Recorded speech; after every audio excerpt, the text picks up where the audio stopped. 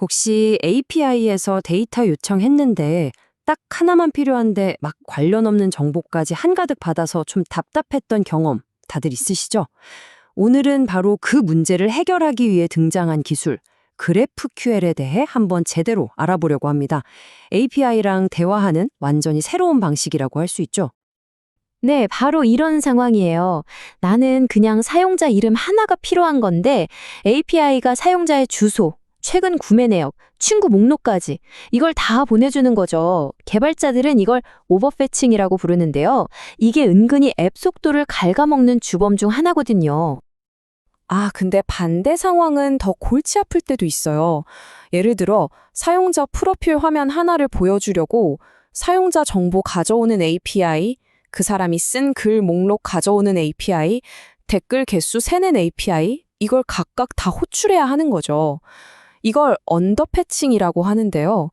불필요한 네트워크 요청이 계속 늘어나니까 앱이 느려지는 건 당연한 결과겠죠. 그래서 오늘은요, 이 두 가지 고질적인 문제를 GraphQL이 과연 어떻게 해결하는지, 그리고 우리가 흔히 쓰는 REST나 SQL과는 뭐가 다른지, 또 언제 쓰는 게 가장 좋은지까지 API의 미래를 한번 같이 들여다보겠습니다. 네, 바로 이 오버패칭과 언더패칭. 오늘 우리가 제대로 파헤쳐볼 문제입니다. 앱을 느리게 만들고 개발은 개발대로 복잡하게 만드는 아주 골치 아픈 녀석들이죠. 이런 답답한 상황을 해결하려고 페이스북, 그러니까 지금의 메타에서 아주 멋진 해결사를 내놓습니다. 그게 바로 GraphQL이에요. 사실 처음에는 페이스북 내부에서 소프트웨어끼리 좀 더 효율적으로 통신하게 하려고 만든 거였어요. GraphQL은 뭐냐면요, API를 위한 데이터 질의 언어예요. 이게 무슨 말이냐면 쉽게 말해서 우리가 레스토랑에서 스테이크는 미디엄 레어로 주시고요, 사이드는 감자튀김만 주세요, 이렇게 딱 집어서 주문하는 거랑 똑같아요. 클라이언트가 나는 이런 구조로 이런 내용의 데이터만 필요해 라고 명시하면 서버가 정말 딱 그만큼만 돌려주는 거죠. 아니, 이렇게 똑똑한 주문 방식이 대체 어떤 원리로 가능한 걸까요? 이제 그 내부가 어떻게 돌아가는지 그 구조를 함께 살펴보겠습니다. 과정은 크게 이 4단계로 볼 수 있어요. 먼저 클라이언트가 아주 상세한 주문서, 즉 쿼리를 보냅니다. 그럼 서버에 있는 GraphQL 계층이 이 요청을 받아서 분석하죠. 그리고 세 번째 단계에서 리졸버라는 해결사가 등장해요. 이 친구가 게이트베이스든 다른 API든 막 돌아다니면서 필요한 정보 조각들을 착착 가져옵니다. 마지막으로 서버가 이 모든 걸 하나로 딱 모아서 아주 깔끔한 맞춤형 응답을 보내주는 거죠. 단 한 번의 요청과 응답으로 모든 게 끝나는 거예요. 자, 이게 바로 GraphQL을 움직이는 4가지 핵심 요소입니다. 먼저 스키마는 API가 뭘 줄 수 있는지 알려주는 일종의 청사진, 그러니까 메뉴판 같은 거예요. 클라이언트는 이 메뉴판을 보고 쿼리로 데이터를 달라고 요청하고 뮤테이션으로는 데이터를 바꾸거나 지우죠. 그리고 이 리졸버가 바로 각 메뉴에 해당하는 실제 데이터를 가져오는 주방장 역할을 하는 셈입니다. 자, 그럼 이제 개발자분들에게 가장 익숙한 기술들이죠. REST, 그리고 SQL과 비교했을 때 GraphQL은 대체 뭐가 어떻게 다를까요? 이걸 대체제가 아니라 새로운 도구라는 관점에서 한번 살펴보겠습니다. 가장 눈에 띄는 차이점 중 하나가 바로 이 엔드포인트예요.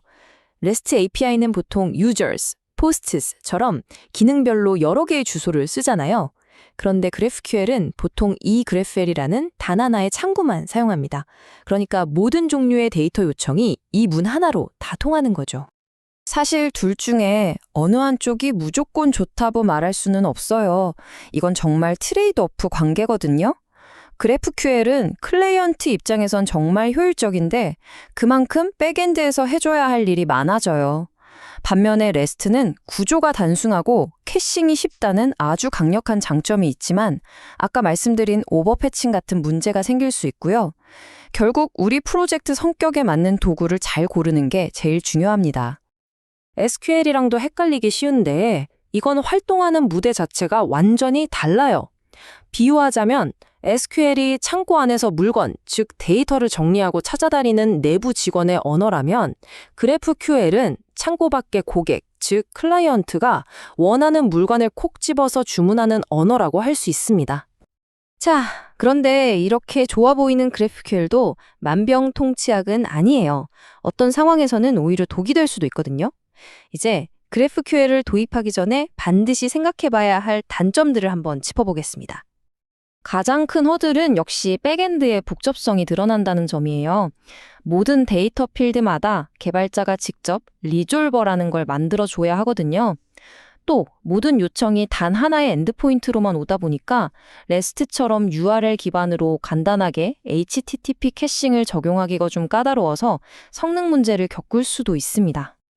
그렇다면 말이죠. 이 모든 복잡함을 감수할 만큼의 가치가 있는 순간은 도대체 언제일까요?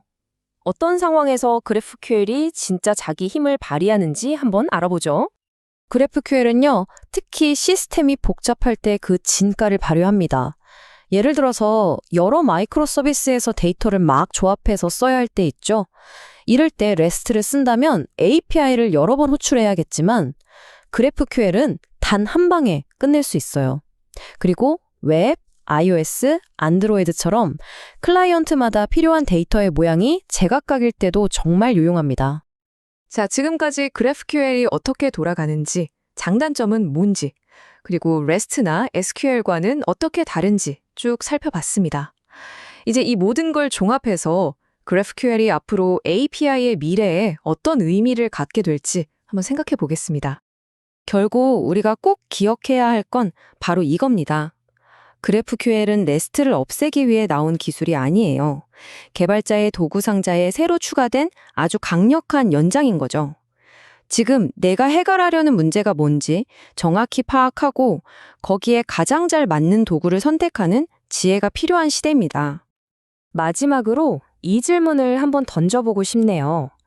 수많은 데이터가 여기저기 흩어져 있는 지금, 어쩌면 우리는 데이터가 어디에 저장되어 있는지보다 어떻게 하면 가장 효율적으로 가져올 수 있는지가 더 중요해지는 시대로 가고 있는 건 아닐까요? GraphQL은 바로 그 변화의 한가운데 서 있는 기술일지도 모릅니다.